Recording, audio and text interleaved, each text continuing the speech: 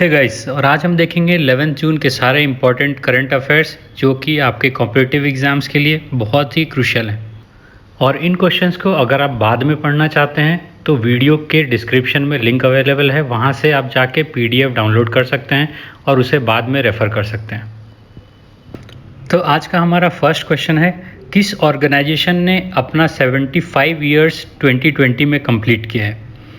इसका सही आंसर है यूनाइटेड नेशंस। यूनाइटेड नेशंस में कुल 193 मेंबर्स हैं और इसका हेडक्वार्टर न्यूयॉर्क में है। और ये इसकी स्टार्टिंग कब हुई थी? ये 24 अक्टूबर एंड 1945 को यूनाइटेड नेशंस का फॉर्मेशन हुआ था। तो इसमें ये याद रखना है कि इसका फॉर्मेशन 1945 को हुआ था और अभी इसने 75 ईयर्स इस साल कंप्लीट किए। तो चलते हैं हमारे नेक्स्ट क्वेश्चन की ओर। इस साल सोलर इक्लिप्स 2020 में किस दिन दिखाई पड़ने वाला है? इसका सही आंसर है 21 जून। तो याद रखेंगे सोलर इक्लिप्स में क्या होता है, जब मून अर्थ और सन के बीच से पास होता है then it is called as solar eclipse. और 21 जून को याद रखना है कि सोलर इक्लिप्स इस बारी दिखाई पड़ने वाला है। तो 21 जून को एक और चीज़ के लिए भी जाना जाता है, that is it is the longest day of the year. और ये जो सोलर इक्लिप्स है इस साल का, that will be around 6 hours के लिए हमें दिखाई पड़ेंगे। तो दोस्तों, एग्ज़ाम टुडे की टीम ये सारे क्वेश्चंस को लीडिंग न्यूज़पेपर से एक्सट्रैक्ट करती हैं और आपके लिए रेडी करती हैं as a small capsule module, so that आपको एक छोटे से ड्यूरेशन में सारा इन्फॉर्मेशन मिल सके। और इन PDFs को भी आप डाउनलोड करके रखें सो दैट इन केस आपको बाद में कभी भी रेफ़र करना हुआ तो you can go through that. तो गाइज़, आप मेरे वीडियोस को रेगुलरली देखिए और रिवाइज़ करते रहिए। इसके बाद शायद आपको किसी दूसरे करंट अफेयर से रिलेटेड बुक की ज़रूरत नहीं पड़ेगी। तो हमारा नेक्स्ट क्वेश्चन है, नॉर्थ कोरिया ने किस कंट्री से अपने सारे हॉटलाइंस कट ऑफ कर दिए? इसका सही आंसर है साउथ कोरिया। तो नॉर्थ कोरिया के 49 ऐसे हॉटलाइंस थे, उसके इकोनॉमी एंड मिलिट्री पॉइंट को डिस्कस करने के लिए साउथ कोरिया से, उसे नॉर्थ कोरिया ने अभी हाल में बंद कर दिया है। तो इस क्वेश्चन से एक और पॉइंट हमें याद रखना है, नॉर्थ कोरिया के सुप्रीम लीडर कौन है? Kim Jong Un. इस क्वेश्चन में और दो चीज़ें जानने के लिए है, जैसे नॉर्थ कोरिया का कैपिटल क्या है, दैट इज़ प्योंगयांग, और साउथ कोरिया का कैपिटल है सियोल। तो ये भी याद रखेंगे इन दोनों कंट्रीज़ के कैपिटल क्या हैं। तो हमारा नेक्स्ट क्वेश्चन है, डोनाल्ड ट्रंप ने हाल में ही किस कंट्री से अपने US ट्रूप्स को वापस बुलाया है? इसका सही आंसर है जर्मनी। तो अराउंड 9500 ट्रूप्स को अमेरिका ने वापस बुलाया है जर्मनी से। तो पहले अराउंड 34,500 मिलिट्री डिप्लॉयड थी और वो अब घट के 25,000 हो गया है। और जर्मनी अमेरिका का बहुत ही स्ट्रॉन्ग एलाई के रूप में जाना जाता है। तो चलते हैं हमारे नेक्स्ट क्वेश्चन की ओर। कोविड-19 के वजह से 2020 में किस अवार्ड को कैंसिल कर दिया गया है? इसका सही आंसर है रैमन मैग्सेसे अवार्ड। ये Asia's version of Nobel prize के नाम से भी इसे जाना जाता है और इसके मनीला बेस्ड फाउंडेशन ने ये जानकारी सभी को दिया कि इस साल रैमन मैग्सेसे अवार्ड को कैंसिल किया जाता है। तो हमारा नेक्स्ट क्वेश्चन है, किस स्टेट ने सोनी योजना को 15 अगस्त से पहले कंप्लीट करने का टारगेट रखा है?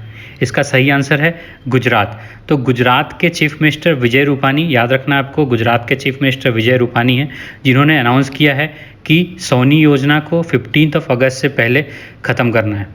और सोनी का फुल फॉर्म क्या है, ये भी एक क्वेश्चन है आपको इम्पॉर्टेंट जो याद रखना है, सौराष्ट्र नर्मदा अवतरण इरिगेशन।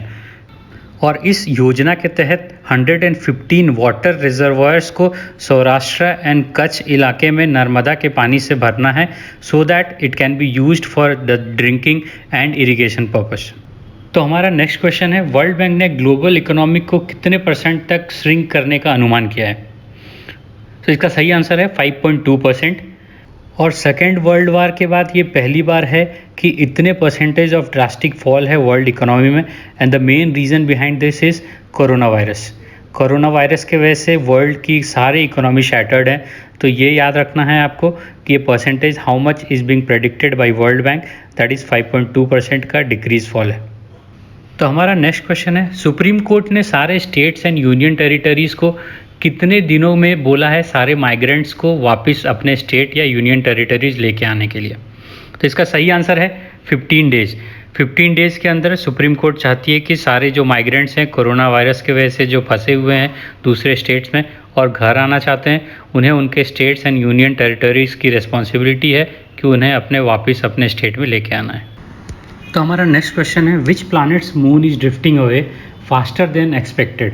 तो इसका सही आंसर है सैटर्न। तो सैटर्न प्लैनेट के मून की जो एक्सपेक्टेड ड्रिफ्ट थी उससे कहीं ज़्यादा स्पीड से वो आगे बढ़ रही है।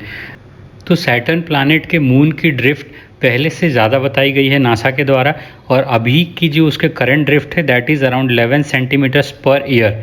तो याद रखेंगे 11 centimetres per year is the current drift and this has been confirmed by NASA. एक चीज़ और इसमें जानने वाली बात है कि सैटर्न के मून का नाम क्या है। तो याद रखना है moon of Saturn is called as Titan, उसका नाम है टाइटन, जिसकी ड्रिफ्ट की इस क्वेश्चन में डिस्कशन की जा रही है। तो हमारा आज का आखिरी क्वेश्चन है, किस स्टेट में मैसिव फायर इरप्ट हुआ है ऑयल वेल के लीक होने से। तो इसका सही आंसर है आसाम। और ये फायर बेसिकली नेचुरल गैस की लीकेज से हुई है और ये आसाम के तिनसुकिया डिस्ट्रिक्ट में हुआ है, जहाँ पे बागजान ऑयल फील्ड है which is basically owned by oil India limited. तो ये याद रखना है, बागजान ऑयल फील्ड। हमारे इस वीडियो को देखने के लिए थैंक यू सो मच, और जो लोग नए हैं चैनल को प्लीज़ सब्सक्राइब करें जिससे कि आने वाले सारे वीडियोस का अपडेट आपको मिलता रहे।